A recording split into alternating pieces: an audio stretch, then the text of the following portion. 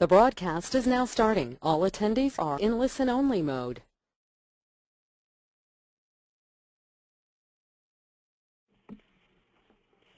Welcome to the Fandotech Friday 15, Mission Technical Reconnaissance. If you have any questions during the presentation, type them into your chat window. This week, our presenter, John Boyd, is telling us about disaster recovery, business continuance, and the Square One story. Take it away, John. Thank you, Craig, and thank you to all in the audience. We appreciate you taking some time this Friday. We're going to talk a little bit about disaster recovery and business continuity and differentiate that and making sure that we can peel it away so that people understand that there's a difference between disaster recovery and business continuity. So let's recap that a little bit. Disaster recovery is informational. It's about preserving your information in a form and location that can ultimately be recovered. It may not be in a readily usable state. It is just retrievable. When we think about what information is going to be put into disaster recovery, we have to think about two terms, RPO, RTO. Those two terms are very important in the entire conversation, so we're going to spend just a second here to define those. Recovery point objective, that's the RPO. A recovery point objective is if you were to fail right now, if something catastrophic were to happen to your technology right now and it stopped working, what economically is important, how far back is it economically important for you to get to? What point in time before this event happened would be the most amount of data you could lose before it was painful? So that's your recovery point objective. And that's measured either in minutes, hours, days, and then for some businesses, weeks. You could actually roll back 3 weeks and still be okay under certain circumstances and recovery. So that's an important parameter when we're considering disaster recovery and or business continuity. So recovery point objective. What point in time before the event do you need to recover? The second acronym that we put out there, RTO, recovery time objective, wholly independent of the other decision. This is your time after the event, the maximum amount of time that you can be without that electronic service before it must be back on for you to continue to be a productive business and not create too much pain for yourself or your clients. So the recovery time objective, again, can be measured in seconds, minutes, hours, days, maybe weeks. I would be surprised. And the recovery time objective is an important element for everybody to consider because that is what it takes to restore yourself back to business and it may be different for different applications or different business processes. The recovery time objective, you may have multiple time objectives. I have to have my email back within 2 hours, but I can have my invoicing back in 2 days. So we can see that that may be less a stratified response. Continuing with disaster recovery, we're looking also at, it's not just about the technology. When you're talking about recovering after an incident, it's about people more than it is about the equipment, or the technology. So we have to think about the people. People are taking care of their families in an emergency. Maybe this is a hurricane situation, a snowstorm. Can they physically get to your recovery site? How do they know where to go? How have you communicated to them in an emergency situation where their home phone may not be working or their email may be down? So now how do you tell them we now need to go to our emergency procedure? So there's a lot to be considered in disaster recovery and business continuity on how to equip people to understand that ability and or have prearranged organizational steps that you're going to do in the absence of electronic communications. So let's look at business continuity, business continuance. So here's a transformation. Information is readily accessible in an operational location. No recovery is actually required to get the data back. It's spinning somewhere. That's not to say that your business processes are back yet, but in disaster recovery, we said it's out there. It may be on a disk. It may be in a USB drive. Maybe it's on a tape. But in business continuance, it's actually live and available, and we know that it can be readily accessed. So that's one difference. So now, business continuance. RPO versus RTO are measured in minutes, maybe hours, not days ever. So when your recovery point objective is below an hour, you have to be thinking about business continuity.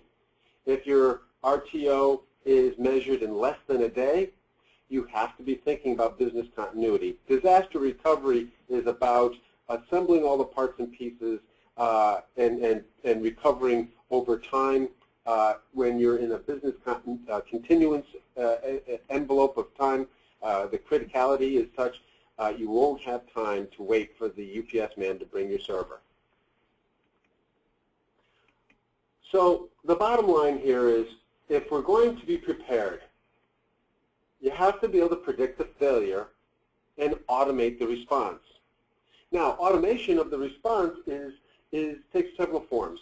It's automate the response for people. It can be a process response. And also we have to think about ways of automating in a predictable way the response of the technology. We can talk a little bit about how we granularly build that up from disaster recovery up to business continuance. But it reminds me of when I did design for nuclear power plants in the early 80s. The folks, the engineers at that time that had the gray hairs, always used to remind us that design time is when we define what level of reliability and what level of recoverability we're going to have. Because it's a lot more difficult to design a plane, get into the air, and at 40,000 feet decide, oh, it would really be good when this engine fails that we have a backup engine and try to mount it then. It's too late. And the same thing is, how can we be prepared now for disaster recovery? We don't know what kind of things are ahead of us, so we have to think about how can we be prepared. First step. Well, first step is for minor disasters that can happen, we need on-site backup.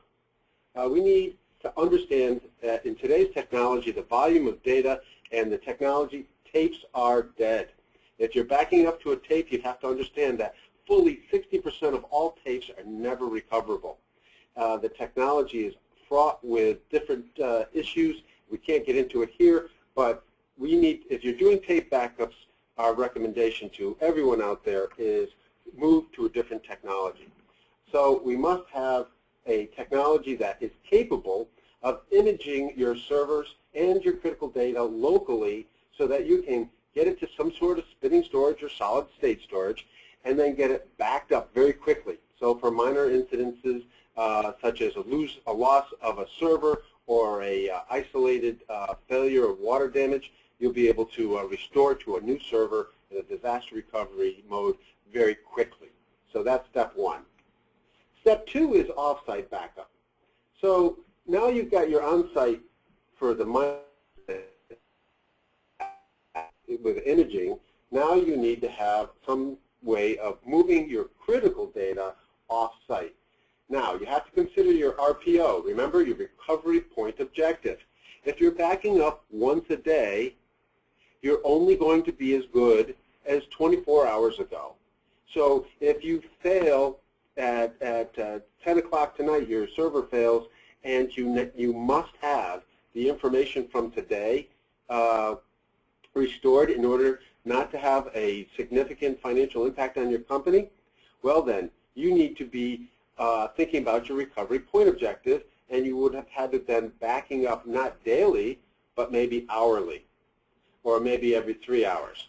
So you have to think about your recovery point objective for that critical data and make sure that you're doing it with enough frequency so that when an occurrence happens it's always unexpected, and you'll lose some data back to your last backup, so we have to think about that. And it requires a well-thought-out restoration process because your data may be very large that you've stored over a period of time, and so if your bandwidth to your offsite backup site is good enough for daily incremental backups, you may be accumulating many, many gigabytes of that data or maybe terabytes of data at the backup location, and your ability to recover it over that pipe may not be adequate. So you may need a manual recovery.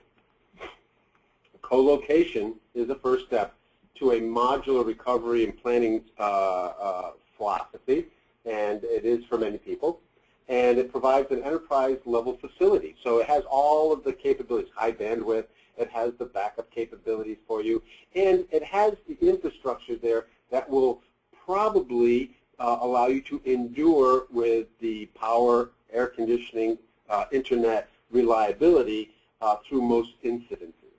And so that gets you into a nice capability that once you're there, you can even replicate it to other co-location facilities. And then, of course, we have to take, how do we get to the next step, which is our ability to get you to a truly administered solution, which is a full end-user recovery. Because many times we think about recovering the server, but then what do we do with the 40 people that actually have to have access to that server? Where do they sit? Do they need to sit together so that they can collaborate? Or can they all sit in their own separate Starbucks somewhere on a wireless network and hope that they can get in? Well, those are considerations we have to worry about to be prepared. How do you know what level of DR you need? And that's a business decision. Every company has the ability to calculate their risk and to determine where they need to be on this specific spectrum of options. So business decision, we've got to calculate your cost of downtime. We actually have a ROI, or a cost of downtime calculator on our website, and we encourage you to go to fandotech.com if you want to help get an overview of the cost. But some other things that you may get more detailed in your own spreadsheet is what's the value of having personnel idled? What if they're sitting there without the ability to make a paycheck for 2 or 3 days? Will they continue to be your employees? Lost customers. How many people are calling you from out of state and don't know that you're just temporarily down during a disaster for a local storm, and then they think maybe you're out of business because they can't contact you? So we have to think about that. And when we're thinking about all the different things, we have to be thinking about phone systems, we have to be thinking about servers, we have to be thinking about end users, and we have to be thinking about our customers and our vendors to make sure that we've got everybody in the cost equation for lost opportunity. And the inability to recover client records could result in loss of trust. We had a situation where an employee stole a server, and we had to make sure we got that customer data back before clients were aware that you no longer had the ability to accurately bill them and continue to do business with them. So the next thing that we have to think about is the technical definition of DR. So we have to determine, once we determine an appropriate cost-benefit calculation, once we know what it costs us for downtime, we have to multiply that times, okay, how many hours can we be down at that cost before it's painful for myself or painful for my customers to be down, or am I out of my service level agreement with my customers? Maybe I have contractual arrangements with these people. So this is how we now use these two things to determine a proper RTO and RPO. And then our business solution. And it always is a business solution, not a technical one. Recover your business before your clients feel pain. So if your RTO has to be greater, is greater than 2 days, well, DR is a good option. If it needs to be less than 2 days, we should be looking at business continuity options. If your RPO is less than 24 hours, well, offsite backup or better is required. So the square one story, what are we protecting against? Well, we have to remember employee theft or damage. They can do terrible things, and we have to be able to recover. We have to think about fire, water damage, flood, blizzard, ice storms. We've seen all of those this year. We have the earthquakes. Who would have thought that we would have seen an earthquake in the Northeast this year? We don't normally see that. And then, of course, we have to make sure that we're protecting against critical system failures like power, AC, and phone systems, and other things that affect our ability to contact and communicate with our employees and customers. And so, is this insurance worth it? That question comes up all the time. Okay, I'm paying all this money for business continuity. It's really an insurance policy. Will it really happen? Well, yes, it does really happen.